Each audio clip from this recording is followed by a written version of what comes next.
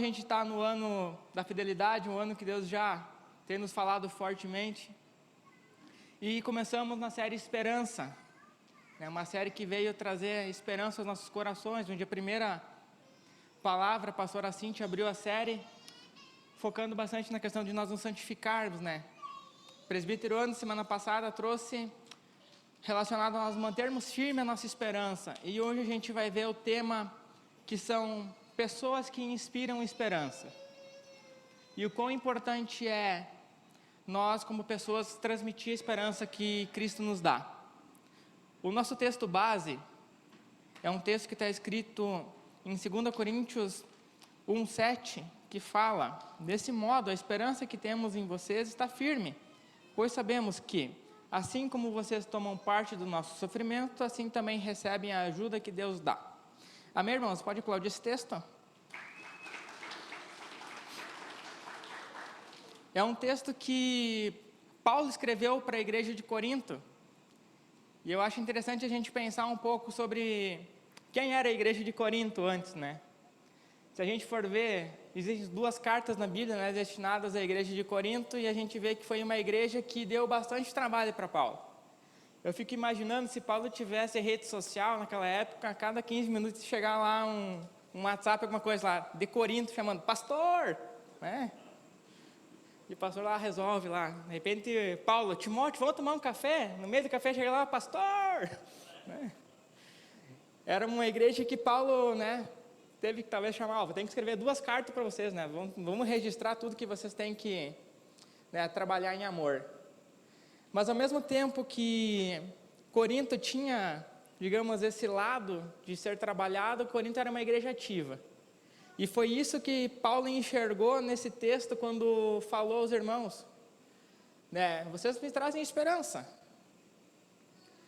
Paulo enxergou uma igreja que estava trabalhando.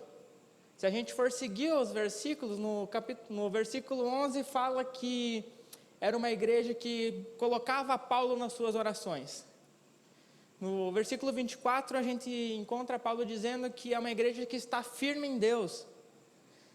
E com tudo isso, a gente vê que essa esperança de Paulo era concretizada naqueles irmãos. E uma coisa que me chamou muita atenção foi que parece que está ao contrário. Se a gente for ver, quem devia estar levando esperança, talvez seria Paulo aos irmãos. Talvez seria uma igreja de Corinto, uma carta de Corinto para Paulo, Paulo, obrigado por tu estar nos inspirando. Mas a gente vê aqui justamente o contrário. Uma carta de Paulo aos irmãos, dizendo, obrigado por vocês estarem inspirando esperança em mim. E isso prova e nos mostra que Deus, Ele quer que todos nós transmitimos a esperança de Cristo. Não somente líderes, pastores, ministros ou pessoas que têm algum cargo eclesiástico, não. Deus deseja que todos possam transmitir essa esperança. E baseado nisso, irmãos, nós vamos ver essa noite 3 características de pessoas que inspiram esperança. E a primeira característica de pessoas que inspiram esperança é que são pessoas que se permitem ser transformadas. A transformação ela é validada quando os frutos são vistos. Que foi justamente o que a gente viu nesse contexto.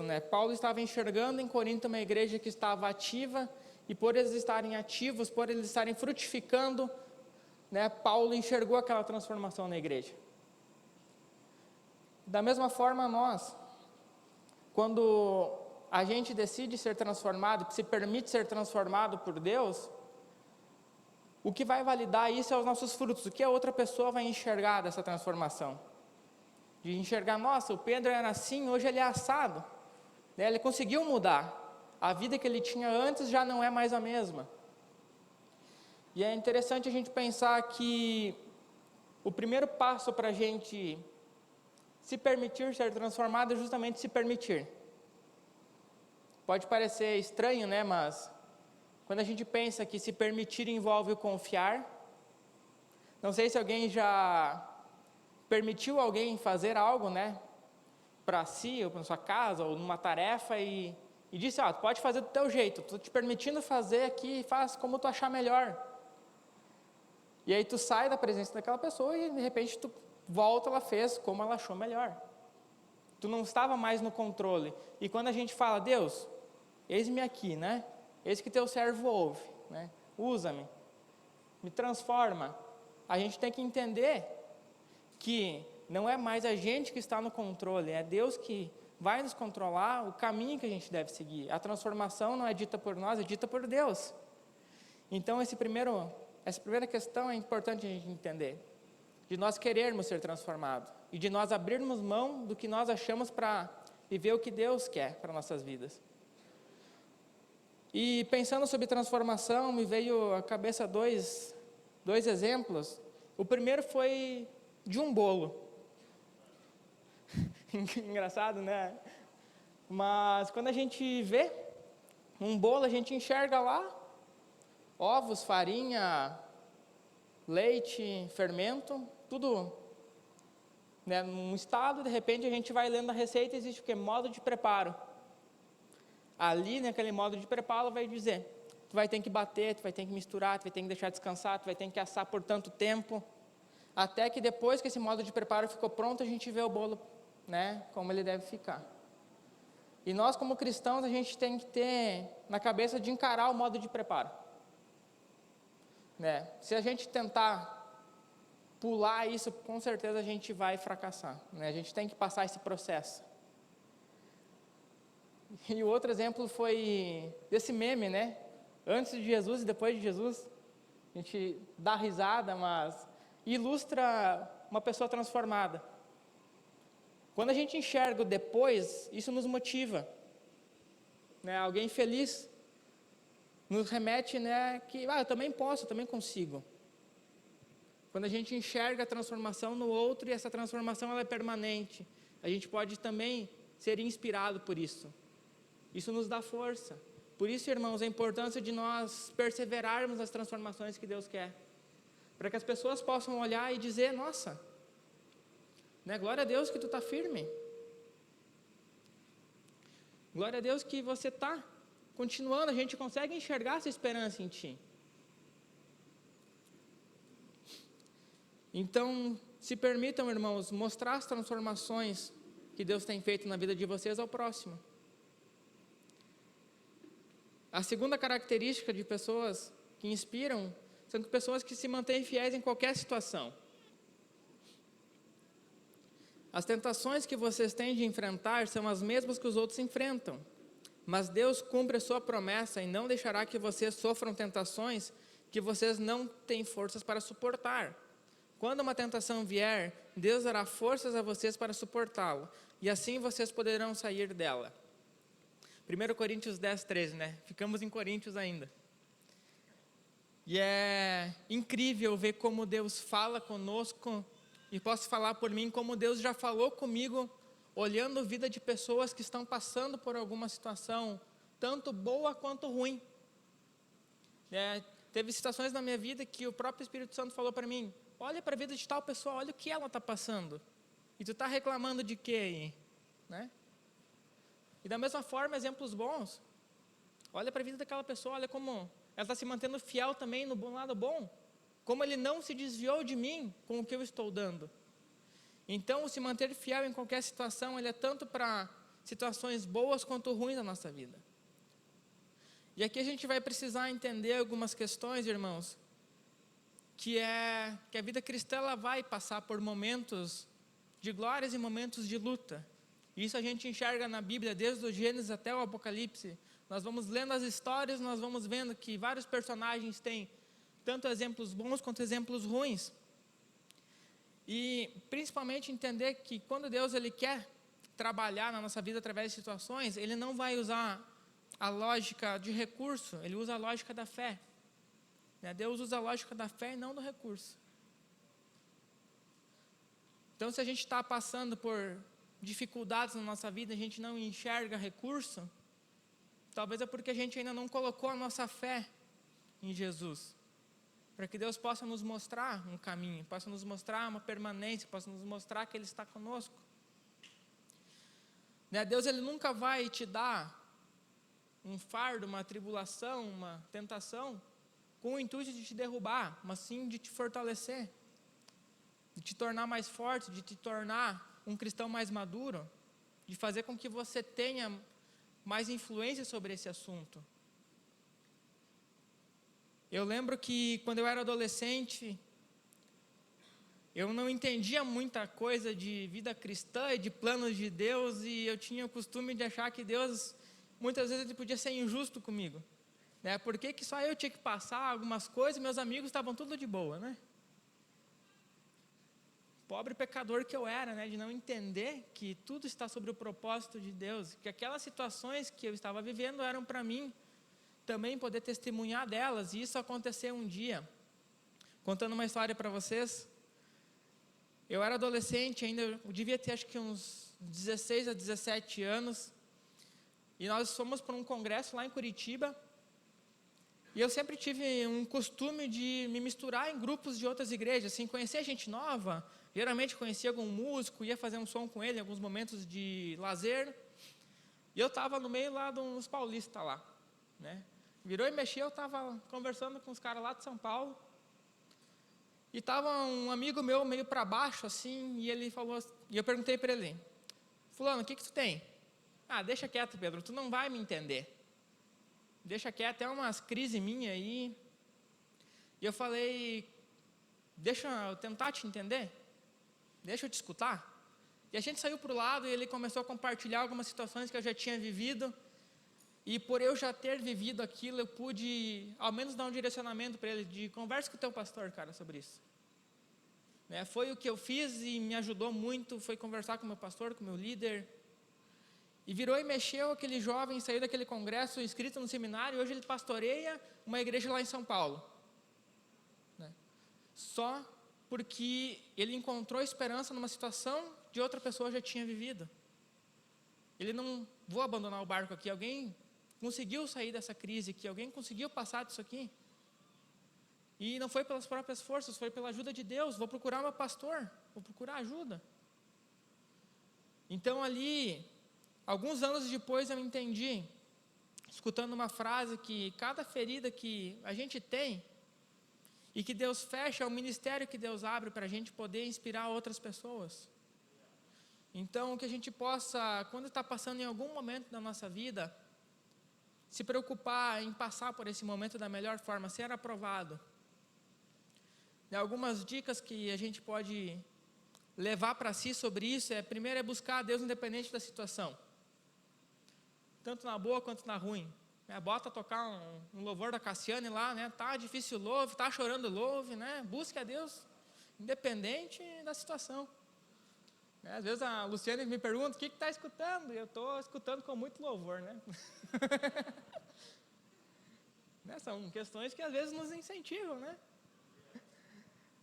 Outra questão importante é a gente buscar discernimento junto a Deus e junto aos nossos líderes sobre o que a gente está vivendo. Entender, né, aquele momento, entender se é uma prova, buscar a direção de Deus, se é uma colheita, o que é, por que eu estou passando aquilo, se é para repreender, né? Então, para a gente ter noção, ter o discernimento daquele tempo para a nossa vida, que a gente está passando. E muitas vezes vai ser num discipulado, num PG, você abrindo a tua vida, você buscando direção junto a Deus e junto às pessoas. Um terceiro ponto é que a gente nunca deve julgar Deus, né?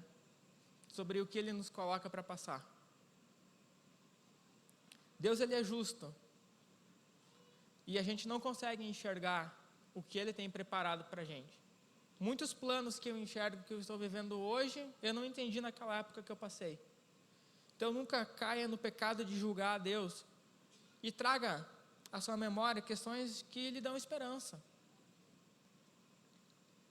De situações que você já passou, de situações que Deus estava contigo, que Ele não te abandonou, traga isso à memória, porque Deus, Ele não te abandona. E o nosso ponto 3, terceira característica de pessoas que inspiram esperança, são pessoas que são dedicadas ao reino de Deus. Uma frase do Bill Hybels que fala, não fomos criados para correr atrás do vento, fomos criados para nos unir a Deus em uma missão. Essa frase foi tirada do livro, né, Revolução no Voluntariado, que fala sobre serviço na vida cristã. E como a gente viu no texto, Né? Corinto era uma igreja que estava ativa, estava colocando os seus frutos à disposição do reino. E a gente precisa entender que o servir, ele faz parte da vida cristã. O próprio Jesus enfatiza muito forte isso em Marcos, lá quando fala que maior é o que serve. E nós precisamos entender isso na nossa vida cristã, que não é somente nós sermos crente, né? Mas implica também em nós servirmos, né? Ah, mas eu não sei fazer nada. Então já segue o ID, né? Faz o ID que tu já está fazendo grande coisa, que é difícil pra caramba, né? Prega, testemunha. Eu acho interessante nós olharmos para dentro da própria igreja e ver o quanto isso impacta as pessoas. Eu, particularmente, fui muito impactado pelo serviço da própria igreja aqui. A gente tem testemunho de irmãos que ficaram na igreja pelo serviço, né? Da recepção, da integração, do Kids, do Plug, do Vibe, dos PGs. Então, é incrível ver como o serviço, além de nos fazer bem, impacta as pessoas. Então, obrigado a cada irmão que serve também. Né? Que Deus possa estar honrando a cada um. O serviço ele é tão importante para impactarmos as pessoas que em tudo isso tem uma vírgula, né? Que é a forma de como nós precisamos servir. A gente vê vários textos bíblicos lá, em Jeremias, Colossenses, aonde a gente é advertido a servir com zelo, a servir bem, a fazer o nosso melhor, a não fazer a obra de qualquer jeito. Né? Então, fica sempre um conselho, não se ache grande coisa se tu faz as coisas de qualquer jeito. Né? E nem se tu faz bem, não se ache também, né? Mas se tu está fazendo de qualquer jeito, se arrependa, irmão. Lá em Jeremias tem a palavra que fala, maldito você que serve de maneira errada, né? Então é importante nós entendermos o quão importante é nós se comprometermos em fazer o nosso melhor. Fazer o nosso melhor não significa que vai ficar às vezes perfeito, mas o coração está disposto a entregar o que a gente tem de melhor. Tem uma frase da pastora Cíntia que fala que nós vamos aprendendo e crescendo enquanto servimos. E isso é verdade, irmãos. Os ministérios eles vão evoluindo enquanto a gente está fazendo. Você vai melhorando enquanto está fazendo. Você está sendo usado à medida que você está fazendo algo. E eu quero deixar algumas dicas justamente desse livro para que a gente possa também se comprometer com o serviço. E a primeira delas, antes eu quero contar uma história que quem me conhece sabe que o meu forte não é o futebol, né? Tem vários irmãos que foram agraciados com a habilidade, eu não. E eu lembro que uma vez a gente, né, tinha um tal de interigrejas e tal, era um time só do meu nível, sabe? Só os excluídos assim que não sabiam jogar. Não, vamos dar a chance para vocês terem a oportunidade um dia jogar um campeonato, né? Jogar 2 jogos, ser eliminado, mas não, lavamos as nossas mãos que a oportunidade foi dada. E foi uma das sensações mais interessantes assim que eu tive na vida, porque enquanto a gente estava olhando o jogo na arquibancada, a emoção era uma. Nós estávamos lá nos tambor, estava lá batendo e tal. A hora que eu entrei em campo, acelerou o coração e ver aquela galera gritando e falei, né?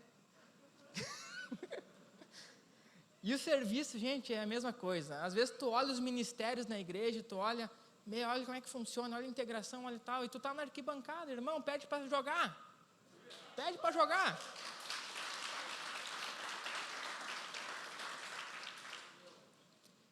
Tu vai ver que a emoção é outra. E isso você precisa experimentar. Você precisa tentar jogar em vários ministérios, até que Deus vai te mostrar, filho, aqui. Outra questão é a gente aprender a servir no que a gente gosta e no que a gente não gosta, né? Em paixões e obrigações. Muito está relacionado também a gente fazer o que a obra precisa, né? O servir não é sobre a gente, é sobre o outro, né? Eu não gosto de fazer tal coisa, mas a igreja está precisando, teu próximo está precisando, tá, então faz, irmão. Mas eu não sei, tenta, né? Pede ajuda de Deus, que não é pelo nosso braço, nossa força mesmo. E outra questão, gente, é que infelizmente eu já vi várias pessoas que saíram da igreja porque deixaram de servir, né? Se esfriaram porque pararam de se envolver com a obra. De repente, hoje eu não estou na escala para fazer nada na igreja, não vou vir na celebração. Mas meu serviço nem é tão bom assim. Vou deixar quieto, nem vão notar a minha falta. E a gente começa a deixar, né, o diabo falar isso para a gente, e a gente simplesmente vai se afastando. Agora, dificilmente a gente vê alguém que está envolvido no serviço se esfriar, porque a gente começa a enxergar o reino avançar, e cada vez que a gente vê o reino avançar, a gente quer que o reino avance cada vez mais. E é isso que tem que nos motivar a servir. E fica um conselho também sobre o servir, né, você se entregar para aquilo, né, a não somente buscar receber no que você está servindo, né. Com certeza Deus, Ele derrama bênçãos para nós, Ele quer nos falar, Ele quer, mas o teu tempo de buscar não é enquanto você serve, irmão, ali é teu tempo de servir, é teu tempo de buscar, o teu tempo de devocional, oração. Com certeza, aproveita que Deus está te falando ali na hora, mas se preocupa em servir o reino. Então a gente vê o quanto isso é importante, o quanto isso impacta as pessoas em nossa volta, a questão do serviço. E finalizando, irmãos, a gente vai para a nossa conclusão, onde a gente deve inspirar pessoas transmitindo a esperança de Cristo através da sua vida.